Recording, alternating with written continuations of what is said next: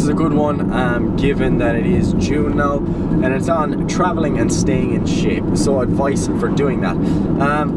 Firstly, I would say is your actual approach mentally. Alright, so generally people will think of their holidays as a period of just a complete break from the real world, and that often includes dieting and training. Okay, so when people get on their holidays, they're like, oh, that's gone, I don't have to think about any of that anymore. And that's the first point of failure. Okay, but given that you've asked this question, you're probably interested in obviously making some smart choices while you're on your holidays. So like, firstly, like, you're probably talking in relation to not gaining fat. So you're probably doing some weight training and stuff like that, and like, do you need to do really heavy resistance training to burn the same amount of calories like as you are normally? Like, probably not. If you simply increase your activity in your holidays, get in the pool for a swim, do some activity, you're still going to burn sufficient calories for you to be able to maintain your weight, provided you're not being ridiculous with your calorie intake, of course. A couple of strategies I'll generally recommend to clients is that like most of you are going to be going on sun holidays.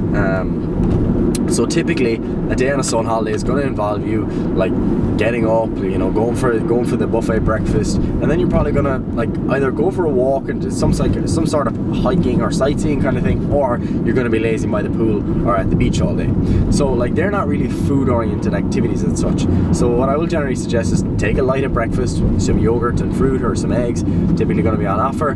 Then a light lunch, something like a salad with some meat and, like, you know, a variety of kind of summery vegetables, typically on offer, and typically it's something that you're going to enjoy while on a holiday. And then enjoy yourself in the evening. So, you know, enjoy that meal with your family or your girlfriend or boyfriend or whoever you're with.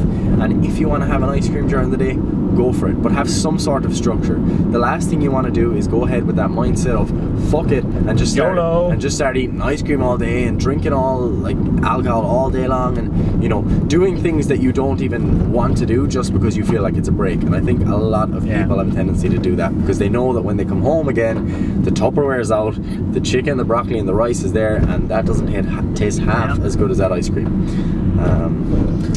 So yeah, people don't fuck your nutrition. Yeah.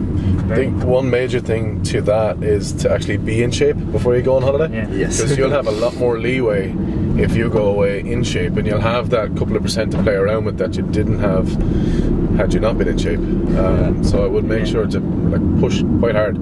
Then you can actually bring your calories back up to maintenance a bit more. Yeah. And enjoy foods without having to actually go over the top, because you're already increasing your foods and you're going to have more satiety from it. So you can actually enjoy your food with that excess calories that are going back up to maintenance. Yeah, and you actually make an interesting point there. Like people when they diet often, especially for like a holiday, they'll reach a point where they're like, let's say 1 week out from their holiday, and it's like it's only that week that they're actually happy with their physique. So it's like, oh yeah, that week I actually look good, I'm happy with that, I'm happy with where I am in terms of leanness. And then they just start increasing calories again. Yeah. And then like 3 or 4 weeks later, you're gone out of that week point where you were actually feeling good about yourself. So like, when you actually are setting up your diet, you should, like for most people anyway, I think you should actually try and get a little bit leaner than you think you might want to be. Because remember that when you start increasing calories again, you are going to be above that point at which you were happy a little bit quicker. What do you think? Like, it's obviously different for, like, as a competitive bodybuilder, I guess you're getting to like the fucking absolute extremes. Yeah, you're going to go to low body fat. So you're actually a prime example of, like, even if you do spend 3 or 4 weeks coming back up with weight, you're probably still looking like, you know, pretty lean compared to most of the population. You have that buffer where you can actually enjoy it a little bit more post-show after being so in shape, I guess. But also, we'll get into the point, right? So we'll say they're on point with their nutrition up to the point, they stay relatively on track, they have a little bit of leeway. Like, there is that point where you're like just enjoy your holiday. Like, if you're going hard 50 weeks of the year and you're taking 2 weeks out, if you're relatively sedentary during the week before, like in your normal day-to-day job, or you're in college or whatever, more than likely your activity is going to be spiked up a lot higher. If you're poolside, it's going to be low. Make sure you're doing a little bit of activity and actually get out. I always make a point of doing a lot of sightseeing and actually getting some extra activity in and walk into different places rather than hiring a car, rather than taking the buses.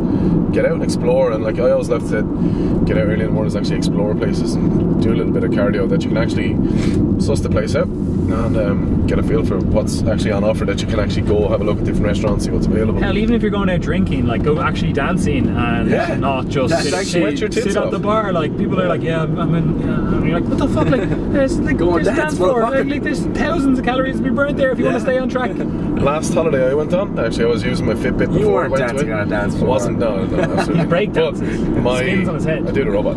The and the worm. But my let's say my steps would have been about 15,000 a day, and I was actually dieting at the time, and then when I went on holidays, I was in Tenerife, my steps were at like 25,000 a day, so I'd increased my NEAT by like 10,000 steps, and I was like trying to stay on point and being really, really careful, but I had a lot more leeway because my output had got a shit ton higher. You know, it was almost up by 50%, so like, not that it was like YOLO and go and have whatever you want, but I was able to fit a lot more in and actually enjoy a hell of a lot more food than I was actually eating previously the week before, and I came back same weight. She didn't change my physique at all. And a lot less stress. Jesus, yeah. And the thing is, people like overestimate as well the effects that a little extra food is going to have. Like for example, if your maintenance, let's say, is 3,000 calories and you eat 2,500 on your diet, so you're in that typical 500 calorie deficit, and then you go on holidays and you eat 3,500 calories for the week, which is 1,000 more than you were eating, then you're still only in like a 500 calorie surplus, which at most, if you don't experience any of the good metabolic adaptations or you're not moving more, is like a pound of body fat that you're going to gain in that week. Like, if you, like, realistically, you're not going to gain that because you're going to get some different changes and you're going to be moving more. But like 1,000 extra calories, like, and only gaining a pound of fat in that week, like that's very noticeable. If you're relatively on point and close enough all year round, and you can't go and enjoy that 1 week where you've got 52 left over or 51 left over to train, do your thing, and not actually enjoy your week, if you get too caught up on your macros and calories and your steps for that 1 week, you're not going to enjoy your holiday at all.